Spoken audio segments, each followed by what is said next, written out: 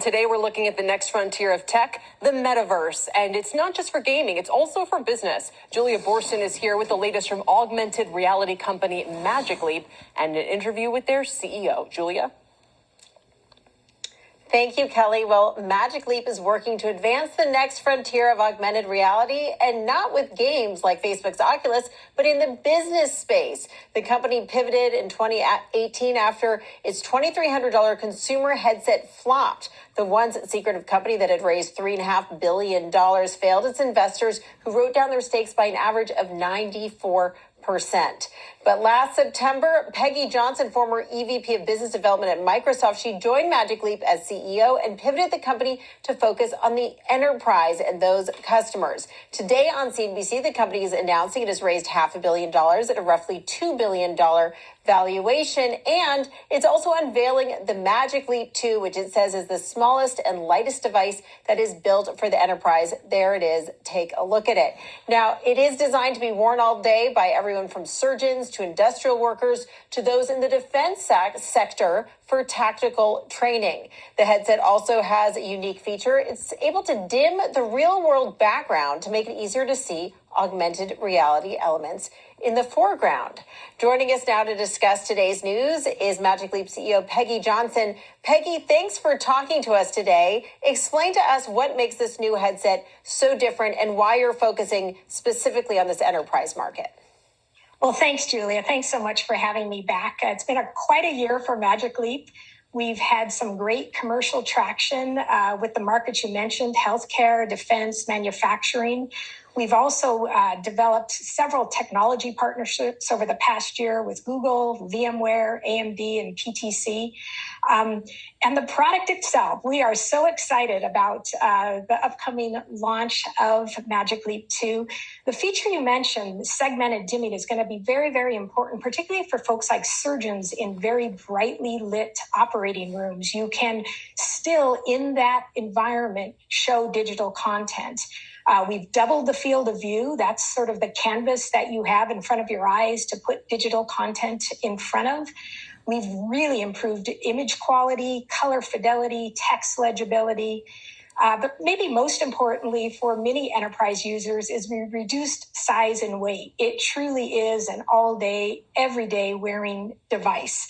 And all of these critical features were what we heard from the enterprise and will help us reach it further into those markets. So what do you think this will mean in terms of the types of companies and the types of workers who will be able to start working in this virtual world, this augmented world that you're offering through the headset? Yeah, one group of workers that hasn't always had the digital tools that we do, knowledge workers, is our frontline workers. These devices will allow those workers who are oftentimes mobile, say a manufacturing worker inside of a facility, they can put the headset on and augment the physical environment in front of them. They may be looking to repair a machine that's gone down. They can pull up a video in front of their focus. They can bring in an expert who can talk them through a repair. The expert can see what they see. So it'll be quite empowering for a whole new group of workers who haven't always had the technical advantages that we've had as knowledge workers. Yeah, Peggy, we've talked a lot about the metaverse and how Facebook is investing a lot in this space. They've shown how people could use their headsets to have virtual meetings. What is your investment in this enterprise space mean about the future of the metaverse with businesses and enterprise? So businesses Facebook's largely focused on consumer. Businesses have very similar needs.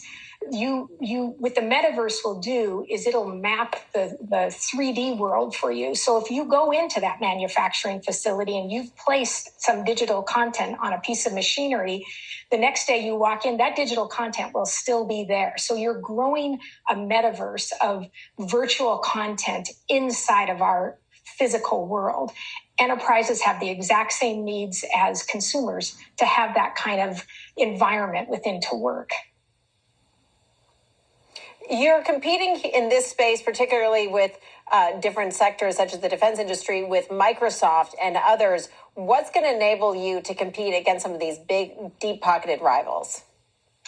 Well, a couple things. First of all, it's a big market. IDC estimates it'll be about $140 billion AR/VR market by the end of 2024, of which about $36 billion of that is enterprise AR.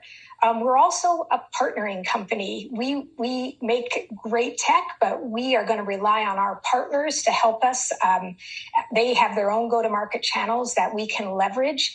And so that's been our focus, is to look for those partners who combined, we have a strong story in Magic Leap. Hey, Tyler Matheson here. These look like fascinating devices. What if you wear spectacles? Do they work? How do you accommodate them? We have inserts that you can put in if you do wear spectacles.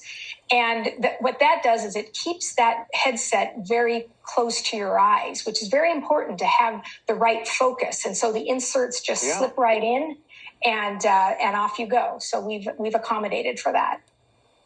All right. Thank you. Well, fascinating to hear how the enterprise is going to be part of the metaverse as well. Peggy Johnson, thanks so much for joining us today with your big news. Thanks, Julia. And Julia, thank you. And Peggy.